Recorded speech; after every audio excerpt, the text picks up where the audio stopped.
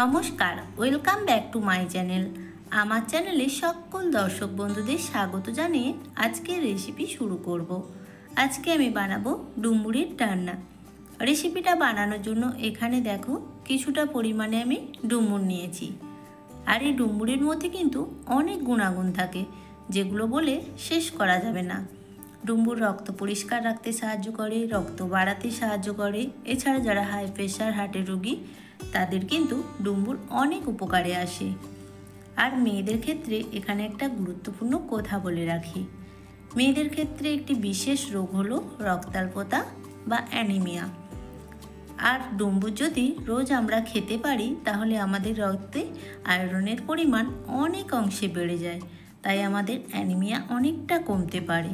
তাই যে সমস্ত মহিলারা অ্যানিমিয়ায় ভুগছো তারা সবজির মধ্যে রোজ ডুমুর সেবন করো, তাহলে এই রোগ থেকে কিছুটা মুক্তি পেতে পারো। তো রেসিপিটা বানানোর জন্য এখানে দেখো আমি ডুমুরগুলোকে এইভাবে ছোট ছোট করে কেটে নেব। আর যেহেতু আমি ডুমুরের ডালনা বানাবো তার জন্য এখানে একটা বড় সাইজের আলু নিয়েছি। আলুটাকেও এখন ছোট ছোট চৌকো আকারে কেটে নেব।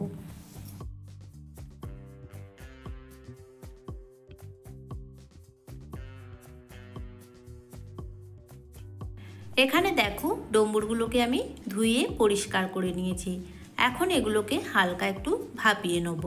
তার জন্য গ্যাসের মধ্যে কড়াই বসিয়ে কড়ার মধ্যে জল দিয়েছি, দিয়ে দিলাম কেটে রাখা ডুমুর, আর দিলাম স্বাদ মতো লবণ আর হলুদের গুঁড়ো। এখন এটা ঢাকনা দিয়ে ঢেকে কিছুক্ষণের জন্য ভাপিয়ে নেব। এখানে দেখো জাস্ট ডুমুরটাকে আমি সামান্য একটু ভাপিয়ে নিলাম। তোমরা চাইলে নাও ডুমুরটাকে সেদ্ধ করতে পারো। এখন ডুমুরটাকে আমি একটা চুবড়ির মধ্যে ঢেলে নিলাম।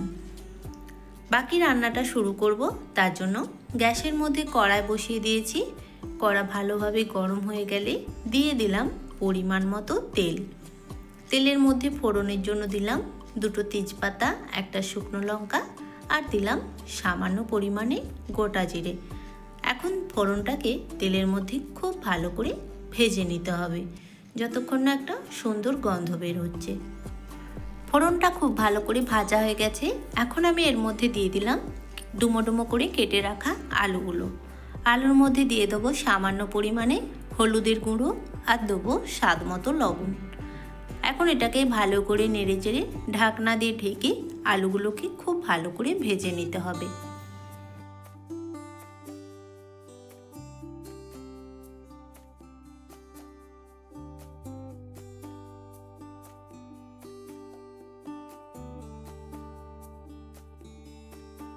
আলুগুলো দেখো ভালো করে ভাজা হয়ে গেছে।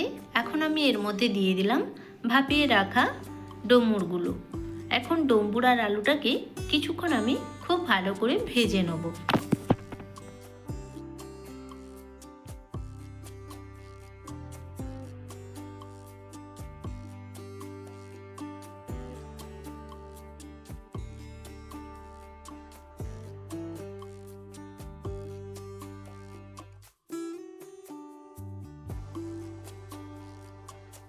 এখানে ডুমুর আর আলুটাকে দেখো খুব ভালো করে আমি ভেজে নিয়েছি।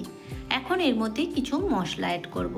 ঝালের জন্য দেবো হাফ চামচ পরিমাণে লঙ্কার গুঁড়ো, আর দিলাম 1 চামচ হলুদের গুঁড়ো, সাথে দেবো 1 চামচ পরিমাণে জিরে গুঁড়ো আর 1 চামচ আদা বাটা। কালারের জন্য দেবো হাফ চামচ পরিমাণে রেড চিলি পাউডার। আর এখানে আমি কিন্তু ঝালটা অল্প পরিমাণেই দিয়েছি। ডুমুরের তরকারি কিন্তু ঝাল বেশি হলে খেতে একদমই ভালো লাগে না। এখন আমি মশলাটাকে সবজির সাথে খুব ভালো করে কষিয়ে নেব।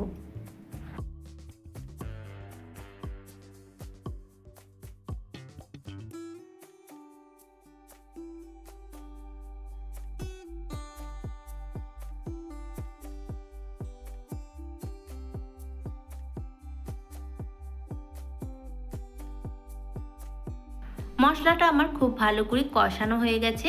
এখন আমি এর মধ্যে দিয়ে দিলাম পরিমাণ মতো জল। জলটা একটু বেশি করেই দিতে হবে, যেহেতু ডুমুর আর আলুটা ভালো করে সেদ্ধ হতে দিতে হবে। দিয়ে দিলাম স্বাদ মতো লবণ। এখন এটাকে নাড়াচাড়া করে ঢাকনা দিয়ে ঢেকে কিছুক্ষণের জন্য হতে দেবো।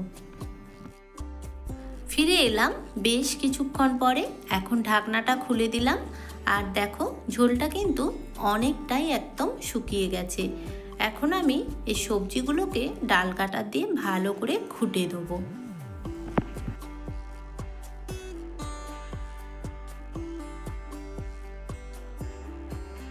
এখন আমি এর মধ্যে দিয়ে দেবো 1 চামচ পরিমাণে চিনি, আর দেবো হাফ চামচ গুঁড়ো গরম মশলা, আর দেবো 1 চামচ পরিমাণে ঘি। ডুমুরের রেসিপিতে একটু মিষ্টি মিষ্টি আর একটু ঘি দিলে কিন্তু খেতে বেশ ভালোই লাগে। এখন একটু নাড়াচাড়া করে নিলেই রেডি ডুমুরের ডালনা। তোমরাও বাড়িতে একবার এইভাবে ট্রাই করে দেখো, আর প্রত্যেক দিনের মেনুতে এইরকম ডুমুরের একটা রেসিপি রেখো। আগেই তো বললাম ডুমুরের মধ্যে কিন্তু অনেক উপকারিতা থাকে। তো রেসিপিটা কেমন লাগলো অবশ্যই কমেন্টের মাধ্যমে জানাবে। যদি ভালো লেগে থাকে প্লিজ একটা লাইক কমেন্ট আর বেশি বেশি করে বন্ধুদের সাথে শেয়ার করে দিও। আর যারা নতুন বন্ধু আছো প্লিজ চ্যানেলটাকে সাবস্ক্রাইব করে পাশে থাকা বেল আইকনটি ক্লিক করে দিও, তাহলে আমার ভিডিও সবার আগে তোমাদের কাছে পৌঁছে যাবে। তো আজকের মতো এখানেই টাটা, সবাই ভালো থেকো, সুস্থ থেকো।